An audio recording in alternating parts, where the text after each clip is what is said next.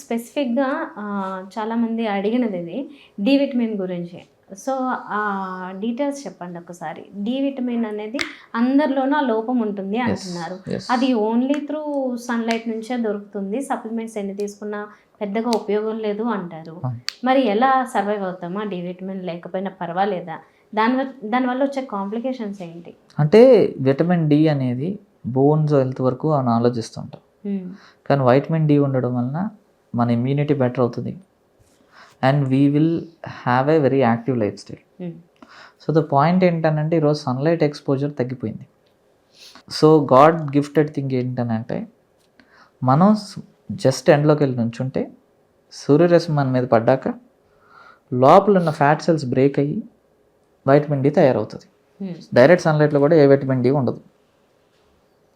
And ఇంకొకటి ఏంటి, Indians skin టోన్స్కి ఎవరికైనా కూడా మోర్ దెన్ 1.5 అవర్ కూర్చుంటేనే కానీ ప్రాక్టికల్గా వైటమిన్ డి అనేది ప్రాసెస్ అవుతుంది.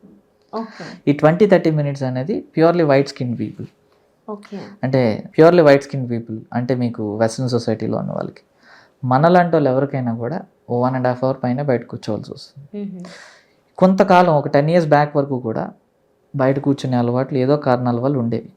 ఇప్పుడు కంప్లీట్లీ కన్ఫైన్ టు ద లోపల, కన్ఫైన్ టు ద ఇంటీరియర్స్ అయిపోయినాం ఫర్ డిఫరెంట్ రీజన్స్. పొల్యూషన్స్ పెరిగిపోయినాయి అండ్ బయట కూర్చునే వాతావరణ ఎకోసిస్టమ్స్ లేవు. అండ్ మోరోర్లెస్ ఏంటంటే బయట ఒకళ్ళమే వాకింగ్ చేయాలన్నా కూడా పాసిబిలిటీస్ తగ్గిపోతూ వస్తున్నాయి. ఈ అన్నిటి వలన వైటమిన్ డి అనేది మనకి అందట్లేదు. ఫుడ్ సోర్స్లో జీరో వైటమిన్ డి. హ్మ్. ఏదన్నా ఉన్నా డైలీ రిక్వైర్మెంట్ రావాలంటే you have to eat lots of meat which you cannot digest. Hmm. అందుకని that is a impractical reasoning. హ్మ్.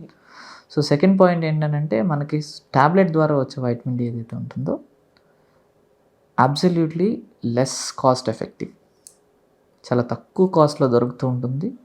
Best alternative whoever has a vitamin D deficiency అది ఖచ్చితంగా తీసుకోవచ్చు. హుహు.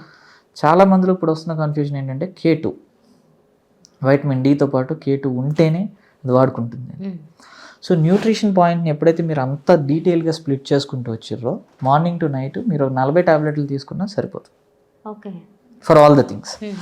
So balance meal maintain చేస్తూ vitamin D సన్లైట్లో రావట్లేదు కాబట్టి if you take a tablet on K vitamin will be happening from the food and body can have a it's beautiful thing. Fermented ఫుడ్స్లో vitamin K ఉంటుంది.